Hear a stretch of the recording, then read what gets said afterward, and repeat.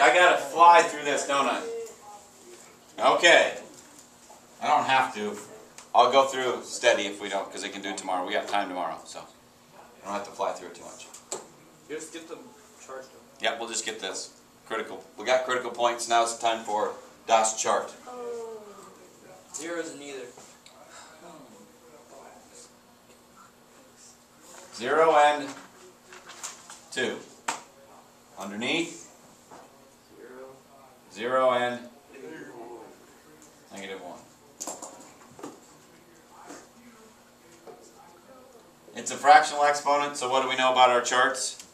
Don't matter. Don't trust them, right?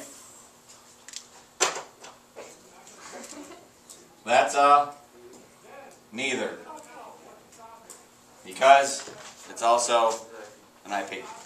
Can I still take the 2 and plug it into the second derivative? Sure can. I hope you can. Alright, we had it. It was 10 over the... Now, don't panic, because it's pretty easy to analyze. 10 over 9 times the cube root of 2 to the 4th. Right? Why? Why is it easy to analyze? 10 and 10 are the same. Yeah. 9 and 9 are the same. Cube root and the cube root are the same. This is really not much different than 1/2 minus 1/16. Who's going to be bigger? 1/2 minus a 16th? So it's positive. So if this is positive, we're a minimum. And that means we're concave up. Decrease. And I decrease, Increase. and I increase. Plug in -1.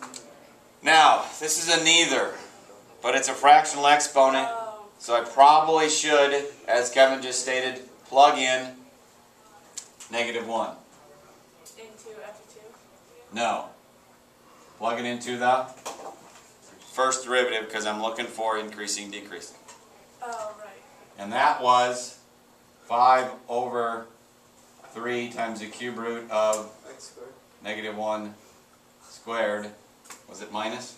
Yeah. Minus 10 over 3 times the cube root of -1.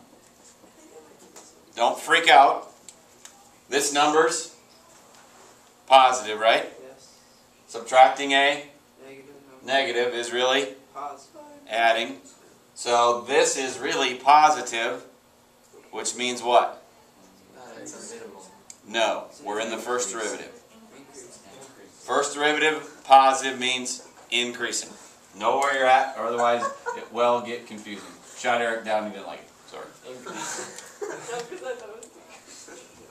Now, down here, kind of a pain. Well, you got to pick one to test it just because it's this, or you can risk the points. It's purely up to you. Pick -1/8. Why am I picking -1/8? It's a cube root. So if I plug it in, and we'll see what happens. -1/8. Do I really need... I probably do not have enough time to do this without you guys all freaking out. Just go. Go ahead, go. We got Do it. We can Do be it. late. Go! We can watch the video. 10/9, the cube root of -1/8. Alright? Minus 10/9 over the cube root of -1/8 Kyle Kalski, to the 4th. Brittany Schmier, Okay. and Elise Borchers, please stop at the high school office. Kyle Kalski. This number is going to be negative, right? It's Borchers, please stop going to be at the high school -1/2. office. So really, if I'm dividing by it, it's going to be on the top, right? It's going to be -2. This one's a fairly large fraction, or 1/8 to the 4th. Cube root of that, but what's going to happen to it? It's going to come to the top, right? Is it going to be a big number? Why is it coming to the top? Because I'm dividing by a fraction. Okay. And it's going to be a big number. And I'm going to subtract a big number, right? It's going to be negative. So I'm still going to have, all this stuff is negative, right? So it's down. So this is negative, so it's Down. down.